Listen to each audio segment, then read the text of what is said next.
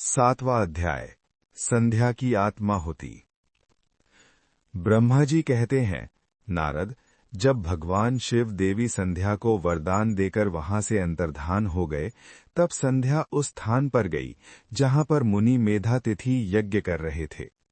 उन्होंने अपने हृदय में तेजस्वी ब्रह्मचारी वशिष्ठ जी का स्मरण किया तथा उन्हीं को पति रूप में पाने की इच्छा लेकर संध्या महायज्ञ की प्रज्वलित अग्नि में कूद गई। अग्नि में उसका शरीर जलकर सूर्यमंडल में प्रवेश कर गया।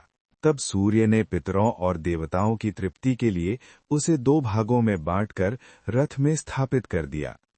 उसके शरीर का ऊपरी भाग प्रातः संध्या हुआ और शेष भाग साय संध्या हुआ। साय संध्या से पितरों को संतुष्टि मिलती है।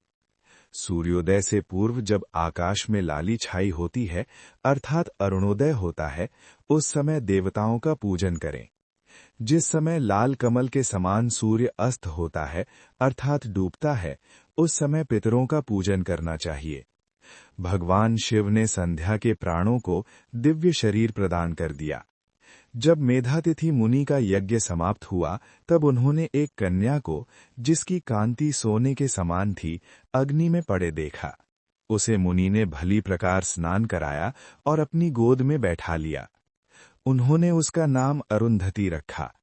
यज्ञ के निर्विघ्न समाप्त होने और पुत्री प्राप्त होने के कारण मेधातिथि मुनि बहुत प्रसन्न थे। उन्होंने अरुंधति का पालन आश्रम में ही किया।